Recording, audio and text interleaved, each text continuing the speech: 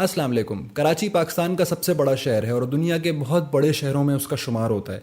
لیکن دنیا کے بڑے شہروں میں سے اگر اس کی لسٹ بنائی جائے تو ورلڈ لیویبلٹی انڈیکس یہ کہتا ہے کہ 149 شہروں میں سے کراچی کا 136 نمبر ہے، یعنی کہ صرف 13 ایسے شہر ہیں جو کہ کراچی سے مزید کم رہنے کے قابل ہیں۔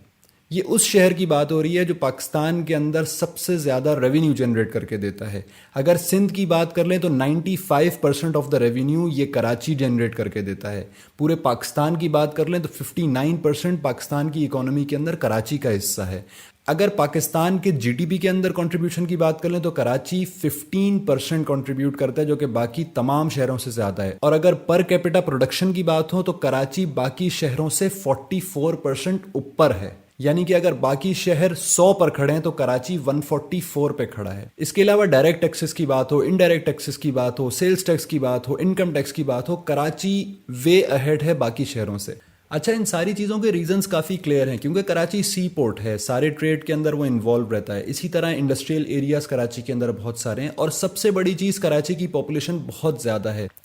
پاپولیشن جو کہ بکس کے اندر، جو کہ سینسس کے مطابق تقریباً 1.5 کروڑ ہے یا اس سے تھوڑی سی زیادہ ہے۔ بہت سارے لوگ اب یہ بات کر رہے ہیں کہ نہیں، کراچی کی پاپولیشن 1.5 نہیں بلکہ 3 کروڑ ہے۔ یہ ایک بہت بڑا ڈفرنس ہے جو کہ کلیم ہے اور جو ایکچول سینسس کے اندر ہے، اور ظاہر ہے کہ کراچی کے اندر رہنے والے ماہرین، کراچی کے اندر رہنے والے باقی لوگ اس بات کو جانتے ہیں کہ 1.5 کروڑ تو کم از کم اس شہر کی آبادی نہیں ہے۔ اگر کراچی 3 کروڑ کی بات نہ بھی مانیں، ہم 2.5 کروڑ بھی مان لیں، تو کراچی 2.5 کروڑ پر بھی اگر آ جائے تو اس کا مطلب یہ ہوگا کہ دنیا کا 5واں سب سے بڑا شہر ہے۔ پھر اگر اسٹاک ایکسچینج کی بات کر لیں، جو کہ اب پاکستان اسٹاک ایکسچینج کراتا ہے، جو کہ کراچی میں آپریٹ کرتا ہے، تو وہ دنیا بھر کے اندر ایمرجنگ مارکیٹ کنسیڈر کیا جاتا ہے۔ پچھلے دنوں جب کووڈ کا پرابلم آیا، پوری دنیا کے اندر کورونا کی وجہ سے مارکیٹس افیکٹ ہوئی، اس وقت بھی بہت اچھا پرفارم کیا پاکستان اسٹاک ایکسچینج نے، جو کہ کراچی بیسڈ ہے۔ اس کی بہت ساری وجوہات تھیں۔ کووڈ آیا تو اس نے امپیکٹ پوری دنیا کی طرح پاکستان کے اوپر تھوڑا کم کیا۔ جو لاک ڈاؤن ہوئی اس میں لوگوں نے الحمدللہ اسپینڈنگ زیادہ کی، لوگوں کے اندر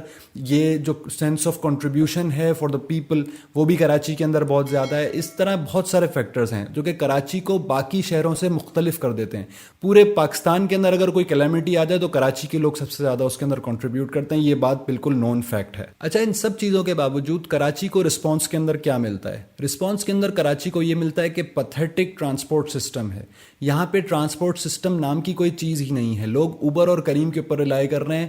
بڑی ماس ٹرانزٹ کوئی فیسلٹی کراچی کے اندر موجود نہیں ہے، جبکہ پورے باقی شہروں کے اندر کہیں پر میٹرو، کہیں پر اورنج لائن، کہیں پہ بی آر ٹی آ چکی ہے۔ دوسری چیز ہے الیکٹریسٹی کا مسئلہ۔ کے الیکٹرک نے پاکستان کے سب سے بڑے شہر کراچی کے رہنے والوں کی زندگی اجیرن کر دی ہے، اور ایک عجیب مذاق ہے، جب بھی کے الیکٹرک کے اوپر کوئی بات ہوتی ہے، نیپرا کی ہیئرنگ ہوتی ہے، اگلے رسپانس کے طور پہ 2 روپے اور 3 روپے فی یونٹ بجلی بڑھا دی جاتی ہے۔ کے الیکٹرک کے خلاف مظاہرے ہوتے ہیں، کے الیکٹرک کے خلاف گورنمنٹ بھی بات کر رہی ہوتی ہے، اور اس کا نتیجہ یہ ہوتا ہے کہ فیڈرل گورنمنٹ ان کو الاؤ کرتی ہے کہ آپ 2 اور 3 روپے بجلی مہنگی کر دیں، اور یہ چین ہے پچھلے کئی سالوں سے چلتی آ رہی ہے۔ لوڈ شیڈنگ کے نام کے اوپر 2-2، 3-3، 4-4، 5-5 گھنٹے ان ایریاز کے اندر جو کہ 100% بل دیتے ہیں، اور جو وہ ایریاز ہیں جو کچی آبادی ہیں ان کا تو کوئی ذکر ہی نہیں ہے۔ پورا پورا دن میں 10-10 گھنٹے، 7-7 گھنٹے وہاں پہ لائٹ جاتی ہے۔ تیسری چیز ہے واٹر سپلائی، اور جو پانی کراچی والوں کو ملتا ہے اس کا صرف 65% ایسا ہے جو کہ پائپ لائنز کے تھرو آتا ہے، باقی 35%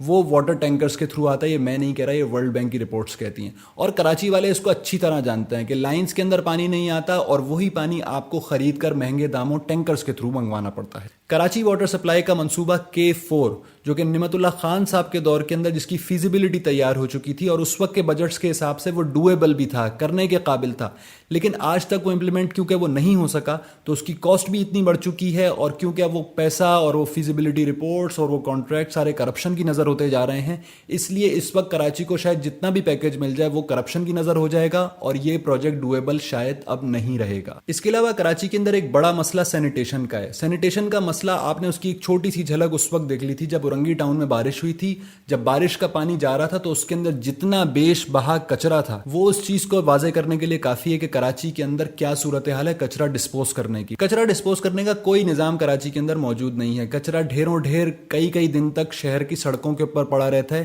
وہ کچرا جو پہلے اڑ جایا کرتا تھا وقت کے اوپر، صبح لوگ اٹھا رہے ہوتے تھے، صبح سڑکیں صاف ملتی تھیں، اب ایسا کراچی کے اندر نہیں ہے۔ ایک بڑا مسئلہ کراچی کا وہ کوٹا سسٹم ہے جو کہ بہت سال پہلے بھٹو صاحب کے دور کے اندر آیا تھا، اور اس وقت دفعہ کی بات کی گئی تھی کیونکہ سندھ اور کراچی بہت ڈفرینٹ ڈائمینشنز کے اندر ہیں, ڈفرینٹ سٹیجز کے اوپر ہیں, تو ہم کچھ عرصے یعنی کہ 10 سال تک یہ کوٹا سسٹم لائیں گے جس کے اندر کراچی کے لوگوں کی اپرچونیٹیز بھی لمیٹڈ ہوں گی اور سندھ کے لوگوں کو بھی اس کا حق دیا جائے گا گورنمنٹ جابس کے اندر. کچھ عرصے بعد وہ ایکسٹینڈ کر دیا مزید 10 سال کے لیے, اور اب کچھ ہی مہینوں پہلے اس موجودہ گورنمنٹ نے, جو کہ عمران خان کی گورنمنٹ ہے اور فیڈرل کے اندر MQM بھی ان کے ساتھ پارٹنر ہے, اس نے اس کو غیر معینہ مدت کے لیے اس کو بڑھا دیا ہے. وہ کوٹا سسٹم جس کی بات کر کے یہ لوگ ووٹ لے کے اسمبلیوں میں پہنچے تھے. گیس کی لوڈ شیڈنگ ایک نیا فینومینا ہے اور کراچی کے اندر اب گیس کی لوڈ شیڈنگ بھی شروع ہو گئی ہے. بہت سارے لوگ یہ کہہ رہے ہیں کہ اب جو سردیاں آئیں گی اس میں گیزر تک چلانا مشکل ہو جائیں گے کیونکہ گیس کی لوڈ شیڈنگ ہے, اور یہی ریزن کے الیکٹرک بھی دے رہا ہے کہ بجلی وہ پروڈیوس نہیں کر سکتے کیونکہ گیس کی سپلائی نہیں ہے. تو یہ بھی ایک بہت بڑا ایشو ہے جو کراچی کے اندر سر اٹھانے والا ہے. اچھا, ان سارے ایشوز کا ایک پرابلم تو یہ کہ گورنمنٹ کی پالیسیز کا بھی مسئلہ ہے, نیگیشن کا بھی مسئلہ ہے, کراچی کے رول کا بھی مسئلہ ہے, بہت ساری چیزیں ہو سکتی ہیں, فیڈرل گورنمنٹ کا بھی مسئلہ, پروونشل گورنمنٹ کا بھی مسئلہ, لیکن ایک مسئلہ کراچی والوں کا بھی ہے, اور وہ کراچی والوں کا مسئلہ یہ کہ وہ لالی پاپس کے اوپر راضی ہو جاتے ہیں. لالی پاپس کیا ہے کہ مثال کے طور پہ کے الیکٹرک کی اس بات پہ راضی ہو جانا کہ ہاں وہ لوڈ شیڈنگ تو کرتے ہیں لیکن وہ ہمیں کم از کم ایک میسج بھیج دیتے ہیں کہ جی آپ کے ایریا کے اندر 2 گھنٹے لائٹ جائے گی, 3 گھنٹے لائٹ جائے گی, 4 گھنٹے لائٹ جائے گی, گیس کا سپلائی کا مسئلہ ہے, بہت ساری چیزوں کے اوپر. یا اس چیز پر راضی ہو جانا کہ اب 862 ارب روپے مل رہے تھے, پھر 1100 ارب روپے مل رہے تھے, تو اس کے اوپر مطمئن ہو جانا کہ ہاں ہمارے دن پھر جائیں گے. یا ان جھوٹے لوگوں کے سلوگنس کے اوپر راضی ہونا جو کچرے کے اوپر بیٹھ کر اپنی تصویریں بناتے ہیں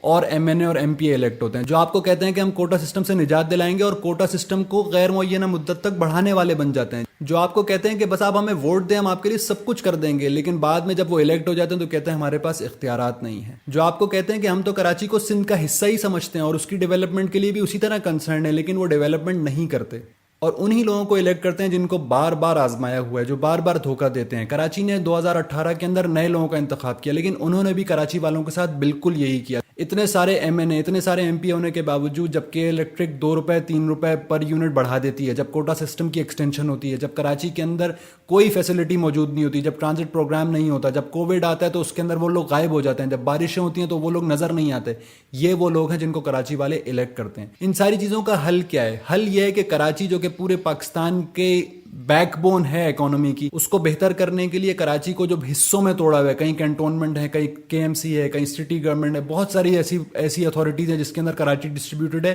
اس کو ایک لائن آف ایکشن کے اندر لایا جائے اور اس کا ذمہ دار کراچی کا میئر ہو. دوسری چیز یہ کہ کراچی والوں کو اپنے ڈیسیجن میکنگ ٹھیک کرنی پڑے گی. ان لوگوں کو الیکٹ کرنا پڑے گا جن کے پہلے لوگ کراچی کے میئر رہ چکے ہیں, جن کے اوپر کرپشن کا کوئی الزام نہیں لگ سکا, جنہوں نے ریکارڈ ڈیولپمنٹ کی, آج بھی ان کا دور لوگ نام لے کے یاد کرتے ہیں. اور ایک اور مزے کی بات کہ لاکھ مخالفت کے باوجود ان کے اوپر کوئی کرپشن کا الزام نہیں لگا سکتا. اتنا بھی نہیں کہ جب وہ میئرشپ سے فارغ ہو جائیں کہ کوئی الزام لگا دے اور ان کو بھاگنا دوڑنا پڑے, کبھی ملیشیا, کبھی دبئی, کبھی لندن. ایسا کچھ بھی نہیں, بلکہ وہ اسی شہر کے اندر رہتے ہیں. جب کووڈ کا پرابلم ہوتا ہے تو وہ لوگ نکلتے ہیں لوگوں کی مدد کرنے, لوگوں کو راشن پرووائڈ کرنے, لوگوں کو ریلیف پرووائڈ کرنے, لوگوں کو سستے ٹیسٹ پرووائڈ کرنے. جب بارش کا مسئلہ ہوتا ہے تو کوئی بڑی تعداد میں MNA MP رکھنے والی پارٹی سڑکوں پر نہیں ہوتی, لوگوں کے درمیان نہیں ہوتی, اس پارٹی کے لوگ ہوتے ہیں. جب نادرا کا مسئلہ ہوتا ہے تو وہ لوگ حل کراتے ہیں, جب بحریہ ٹاؤن کے لوگوں کا مسئلہ ہوتا ہے تو وہ لوگ حل کراتے ہیں, جب کے الیکٹرک کا مسئلہ ہوتا ہے تو وہ لوگ حل کراتے ہیں, جب بلدیہ ٹاؤن کے اندر جلنے والے لوگوں کو انصاف دلانے کا مسئلہ ہوتا ہے تو وہ لوگ ان کے ساتھ کھڑے ہوتے ہیں. جس طرح کی لاجیکل بات ہے کہ وہ شہر جو سب سے زیادہ ریونیو جنریٹ کر کے دیتا ہے, جو پورے پاکستان کے اکنامی کی بیک بون ہے, اس کو اس کا ڈیو شیئر ملنا چاہیے, اس کو اس کا انفراسٹرکچر ملنا چاہیے, ادھر فیسلٹیز ملنی چاہیے.